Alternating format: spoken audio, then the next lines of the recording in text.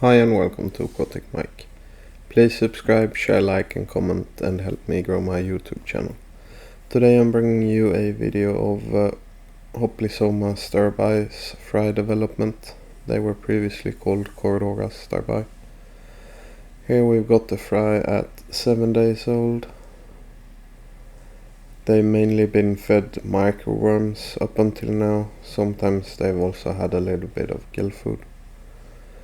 I sadly did not take any measurements since it's been quite a while since I first bred these fish.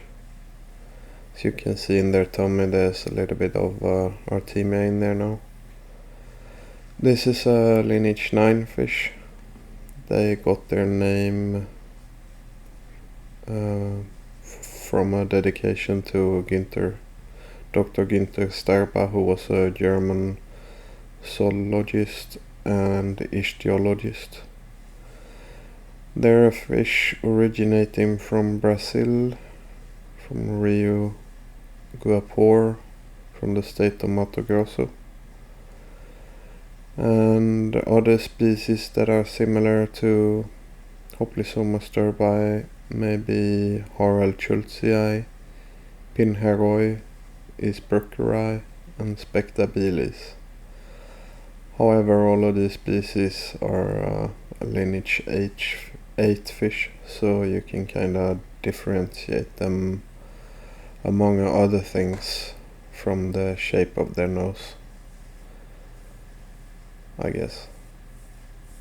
And we've got some 1 month footage coming up in a little.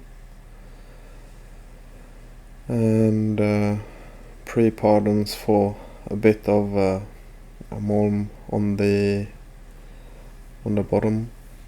I could have cleaned the tank a little before I took the footage. This is one of the species that like a slightly warmer temperature, so it's one of the fish that are often recommended for discus tanks.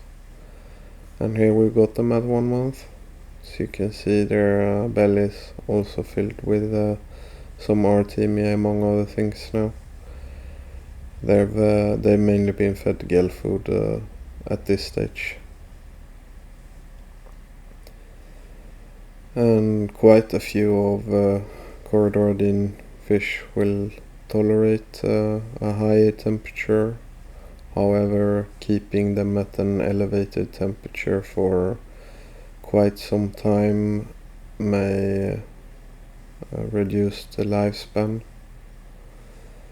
And even the fish that are often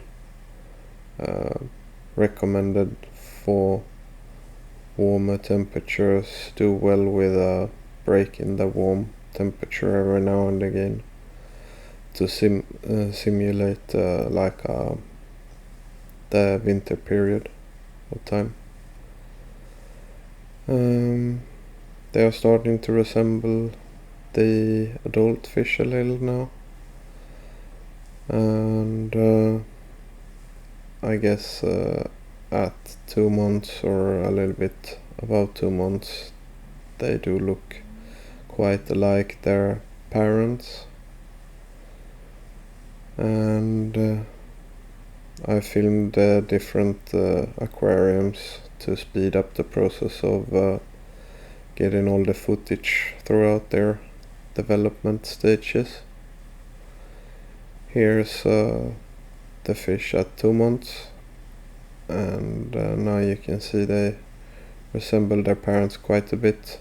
There's also some Hoplisoma panda in here, however the pandas had some trouble with their tail fin, or at least a couple of them in this tank. And there's also some Brochis betanae, as they're called nowadays, which is a lineage 8 fish in here. You can see like small gill food white particle or a small piece in the front of the tank just to like try and get the fish to come out a little.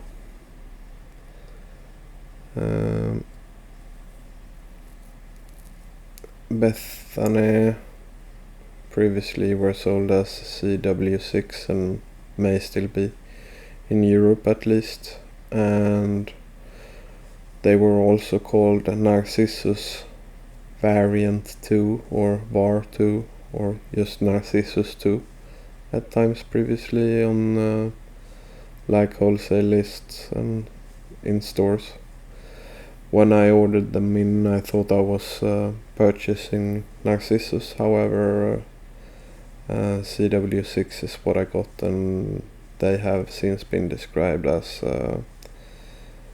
well, back then Corydoras Bethany, but they're now called Brockis Bethany. And Hoplisoma sterbai isn't all that hard to breed, or not especially hard to breed. And they put down quite a few eggs, and they're middle-ish large, I guess. Same for their fry. They are born in like a medium size, I guess.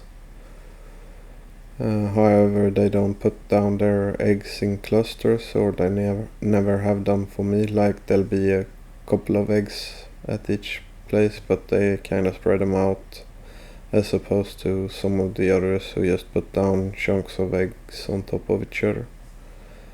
And in the footage now you can see the Brockis Bethany to the right. That fish is also 2 months now.